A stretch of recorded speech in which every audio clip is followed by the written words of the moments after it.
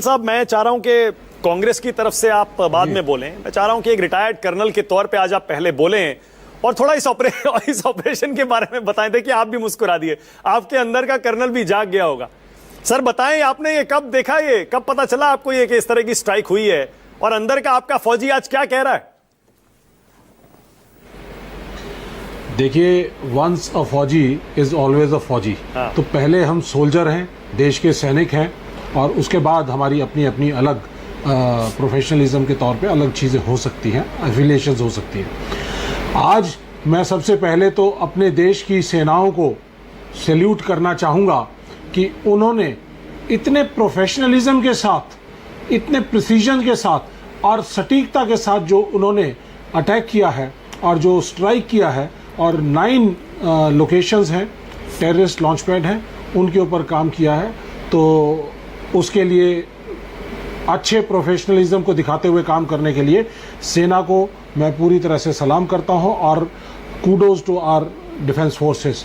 हमारी सेनाएं सक्षम हैं, केपेबल हैं, और उनको जो सरकार की तरफ से मैंडेट दिया जाएगा उसके लिए वो पूरी तरह से डिलीवर करने के लिए केपेबल हैं।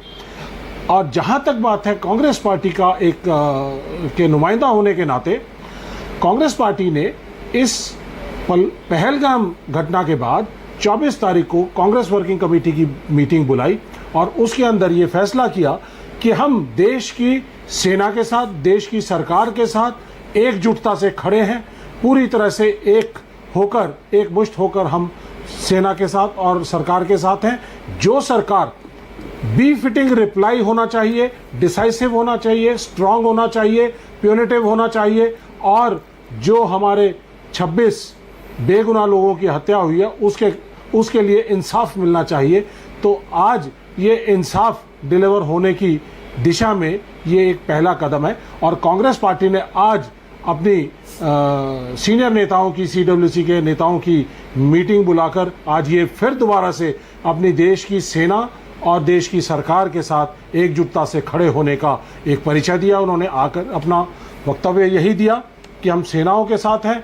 जो इसके बाद जो आज कार्रवाई हुई है उसके अलावा भी जो और कार्रवाई करना चाहेंगे तो देश की सेनाएं सक्षम हैं, हम उनके साथ हैं। उनके वेलर को, ब्रेवरी को हम सलाम करते हैं, और सरकार के साथ, सेना के साथ। बहुत बढ़िया। अब कर्नल साहब, मैं चाह रहा हूं ये ऑपरेशन सिंदूर जो नाम रखा गया, इस पर भी एक कमेंट करिएगा सर। ऑपरेशन सिंदूर, इस नाम पर आपका क्या रिएक्शन है?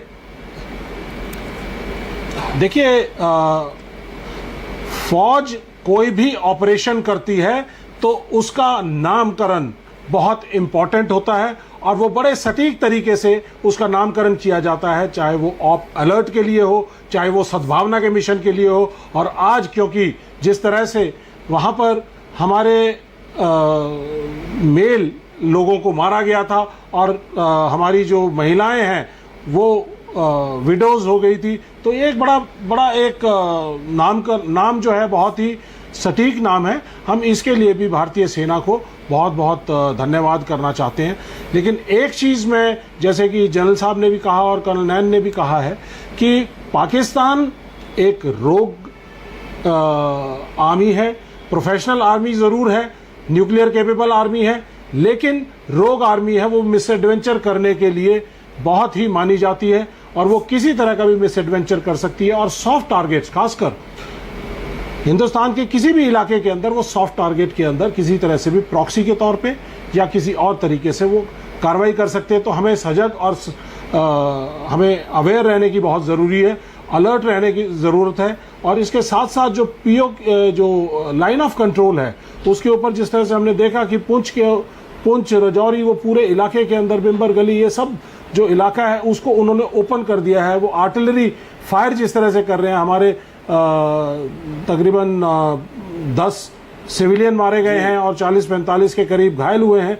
तो ये इसके लिए हमें सजग रहना पड़ेगा और ध्यान रखना पड़ेगा कि हमारी और कोई कैजुअलिटीज़ ना हो, और जो ज़रूरत के हिसाब से जो भी और जो हमारे रजिस्टर्ड जो लॉन्च पैड्स हैं, स्टेजिंग एरियाज़ हैं, वो तकरीबन 100 से ऊपर हैं।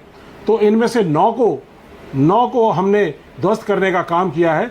तो हम चाहते हैं कि अगर सरकार कोई और फैसला करती है और जो सेनाओं को और ज़्यादा एक्ट करने का मैंडेट देती है, तो हर एक टेरर लॉन्च पैड और टेरर को परपेट्रेट करने के जो भी उनके आका हैं, जो भी उसको अंजाम देने के लिए उनका सिस्टम है, नेटवर्क है, उसको ध्वस्त करने के लिए हम लोग कांग्रेस पार्टी आपके साथ, सरकार के साथ, सेनाओं के साथ खड़ी है। बहुत बढ़िया।